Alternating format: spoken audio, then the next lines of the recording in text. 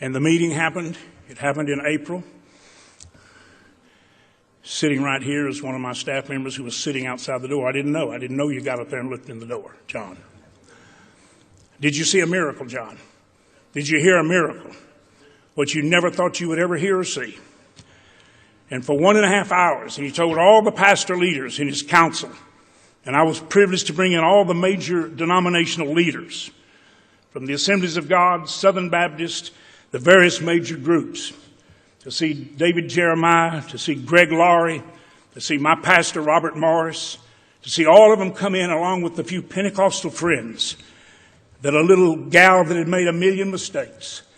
But one thing Donald Trump could never say about that little girl, that little preacher lady, when she was in a mess, Jesus never let go of her, and she never let go of him, and she never would accept a dime from Donald Trump, no matter how much he tried to help her. She just held on to Jesus. And I knew the moment I got around him and some others, this man was captivated by what he saw in others that looked like Jesus. Not religion, Jesus. And so that morning when he was meeting with the whole group, he said, well, James, had the longest meeting I ever had in my life with you. Ben sitting by. Ben said it had to happen. So it did. What did we have, 2 hours together? I said, no, sir, it was 1.5 hours. And I might add, that's the longest you've ever been quiet in your entire life. They laughed and he laughed. But let me just tell you, until this moment, I have never been more openly received. I have never sown seed faithfully, forcefully,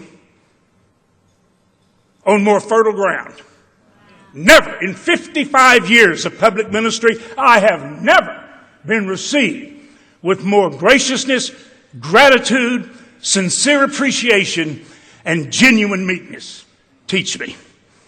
And on the morning after the election to say to me, James, you started surrounding me with wisdom. You said it.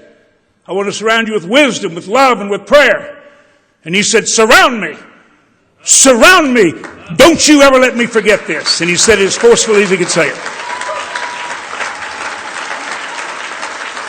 The morning after the State of the Union address, I called him and I said, sir, last night we not only saw what your children say a good father is, we saw the Father.